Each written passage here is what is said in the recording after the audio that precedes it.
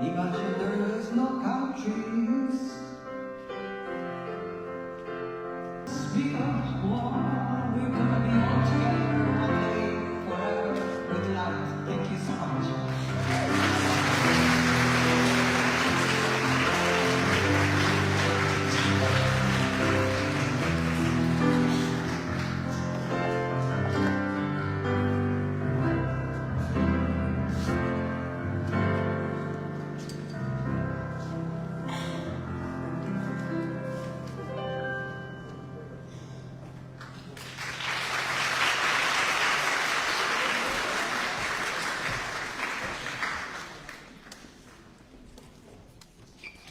Thank you, Inka and Martin. Now we keep on nourishing the peace with more songs and poetry. So welcome the Swedish duo, Elinor Källeskog and Mimi Siegel. Welcome.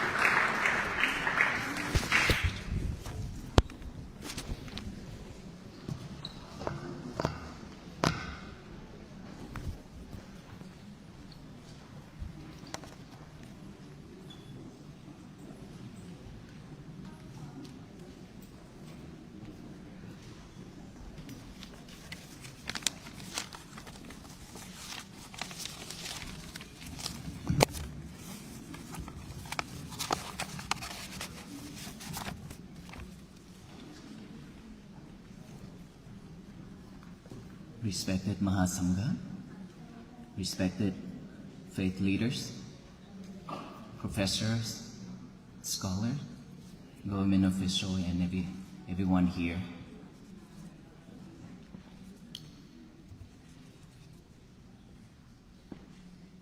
Today, I stand before you with deep gratitude.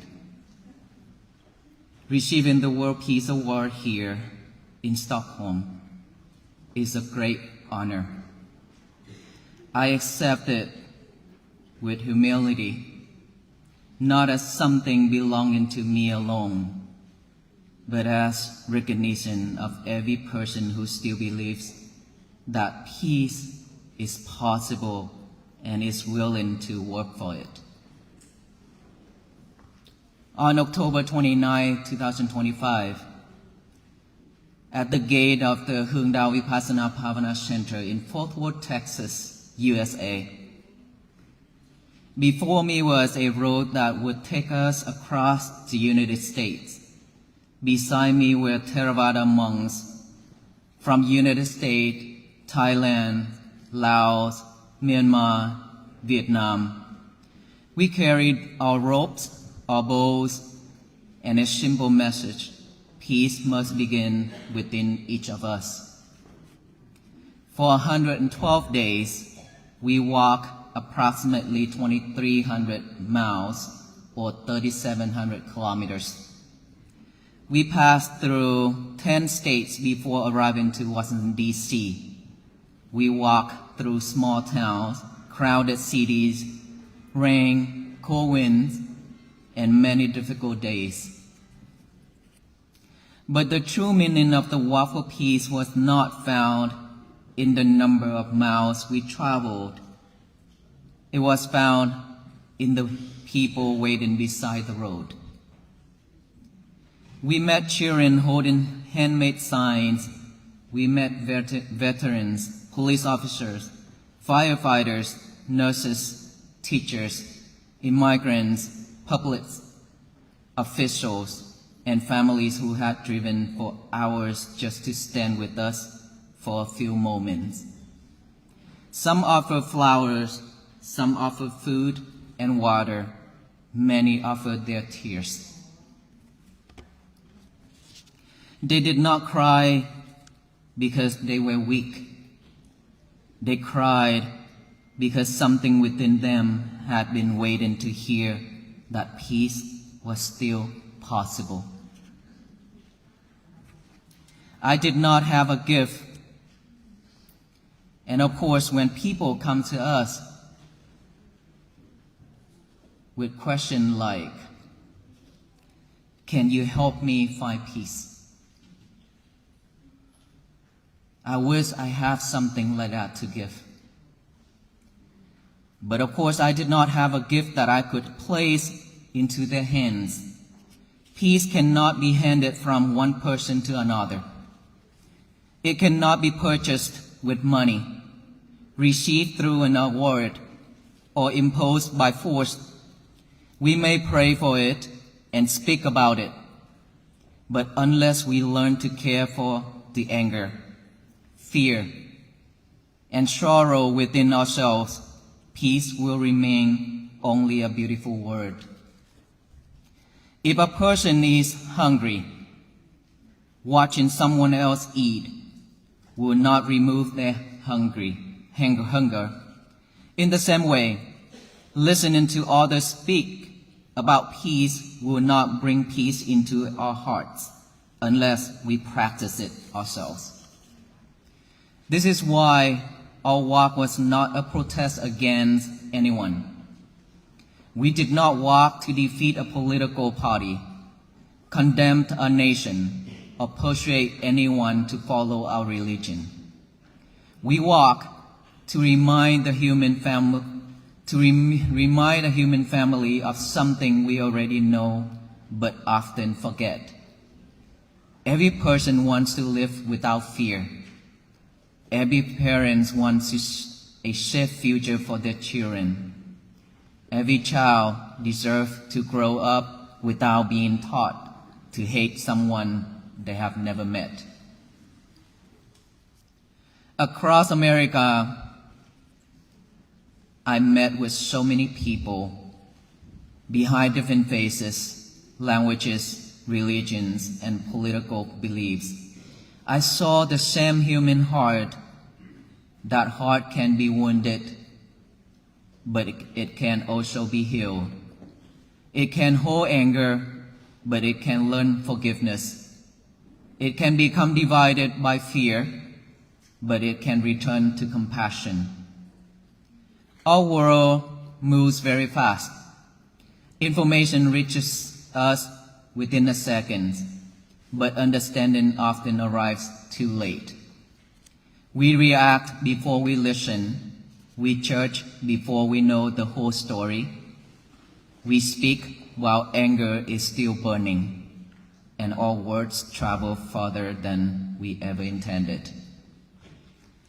A war begins long before the first weapon is fired. It begins when fear is allowed to grow without understanding. It begins when we stop seeing the humanity of those who are different from us. It begins when another person becomes only a laborer, an enemy, or an obstacle. The same pattern can begin in our homes and communities.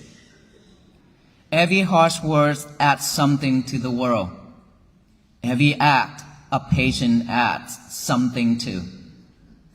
Peace is not only the work of presidents, diplomats, religious leaders, or international organizations.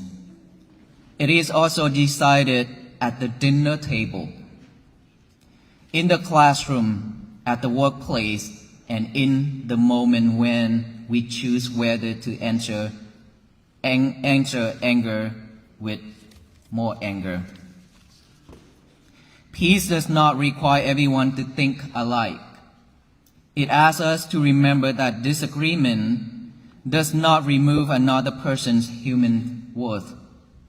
It is easy to speak about peace among people who already agree with us. The true work begins when we meet someone whose beliefs are very different from our own. Can we listen without preparing an attack? Can we disagree without humiliation? Can we protect our convictions without treating another person as an enemy? Those of us who speak about peace also must examine ourselves.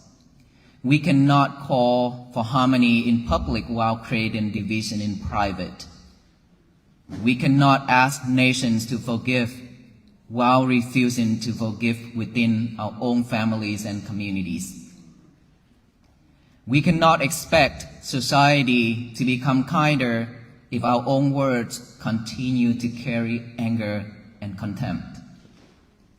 Peace begins within us, but it cannot remain there. Inner peace must become compassionate action. It must feed the hungry, comfort the grieving, protect children, care for animals, welcome the stranger, and stand beside those who feel forgotten. A peaceful heart does not withdraw from the suffering of the world. It enters that suffering without adding more hatred to it.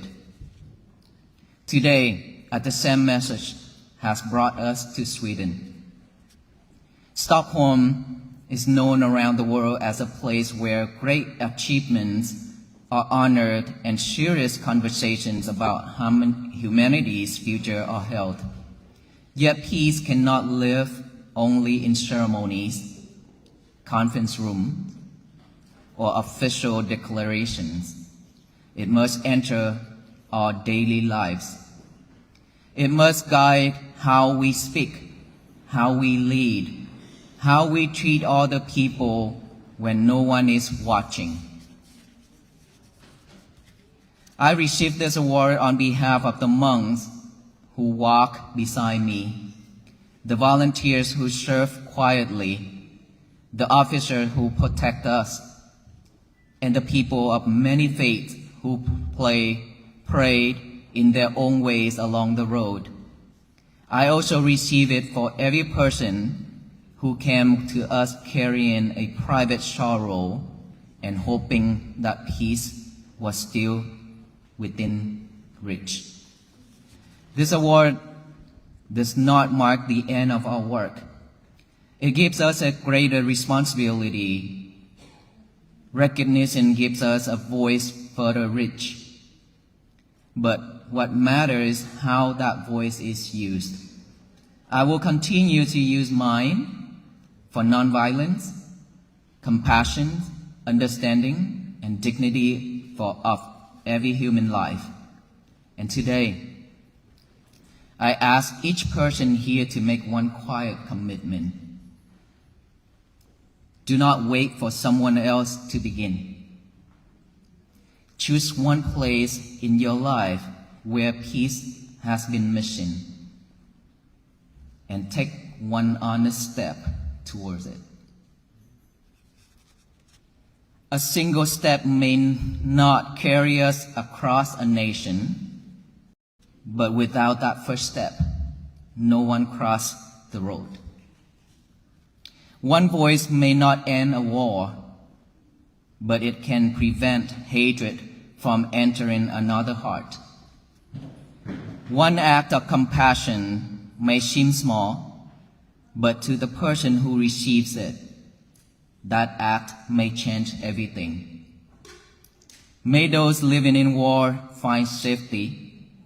May those separated from their families be reunited. May those carrying hatred find the courage to put it down. May those who have lost hope find a reason to begin again. May every child inherit a world in which differences do not become reason for violence. From Stockholm, let us send a message beyond this hall, beyond Sweden, and beyond every border. Peace is not someone else's responsibility. Peace is not a dream for another time. Peace begins here. Peace begins now. Peace begins within each of us. And I hope that if you already listened to my talk, that if we don't give our mind a wholesome thing to do in the morning when we wake up, then our mind will automatically pick up all the trash to chew it over and over.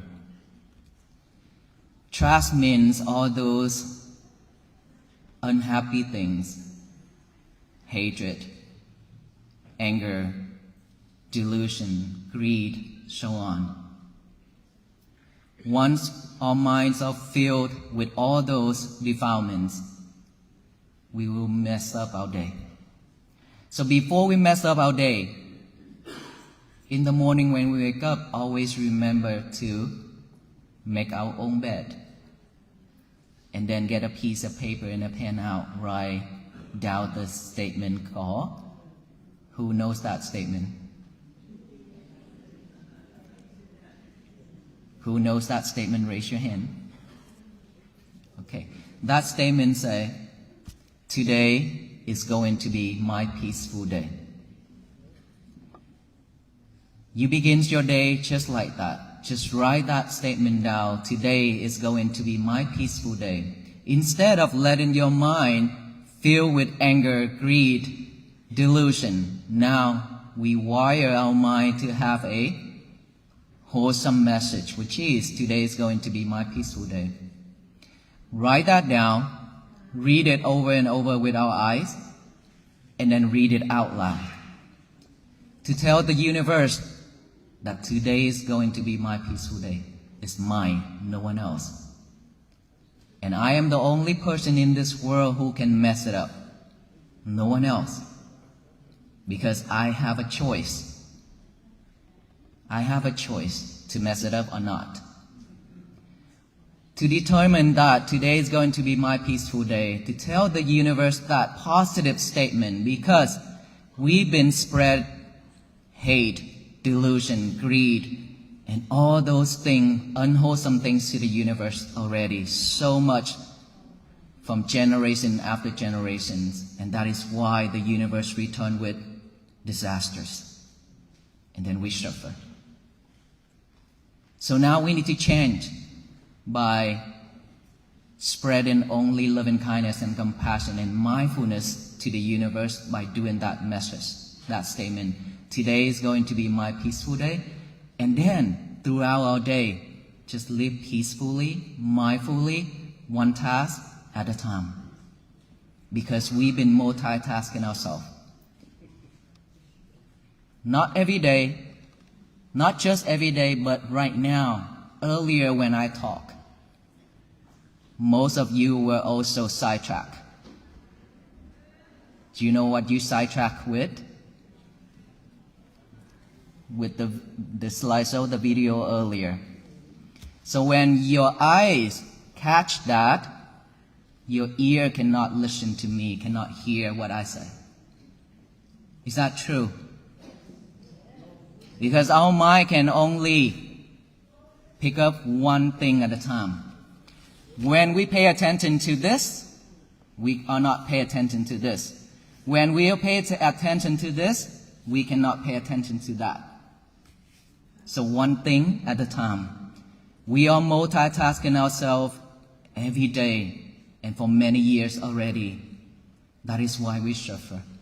That is why we are not mindful enough to live a peaceful day. So now is our chance to work on it, to build peace upon ourselves. May you all be well, be happy, and be peaceful. Thank you so much.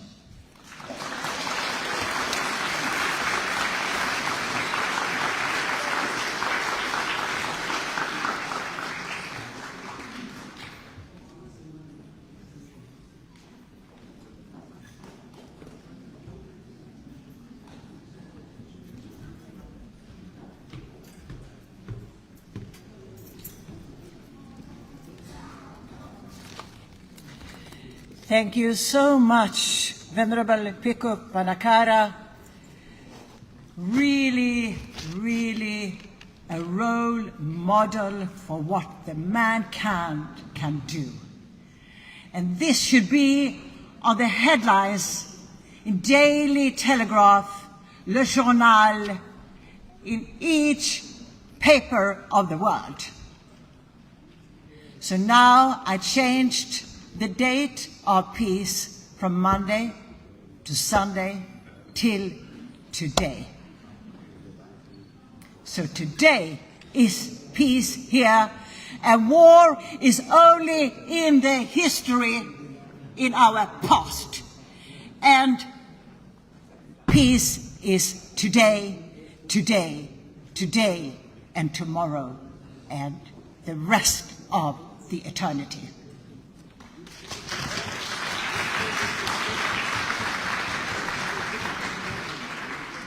So here we welcome Georgian school, another role model for what a school should be like. You should dance with joy to the school, in the school, from the school, with the joy of learning and spreading knowledge. Welcome, Georgian school.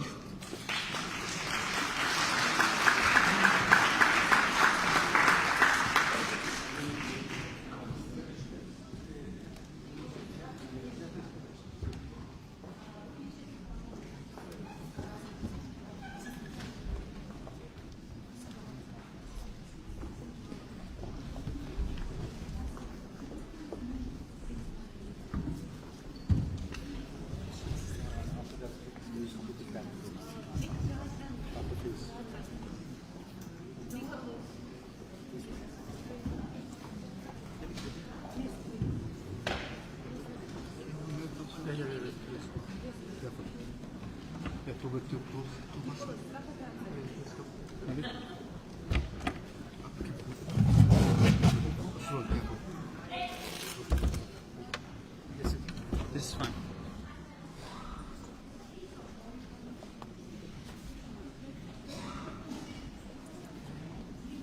Can some... Hello, hello.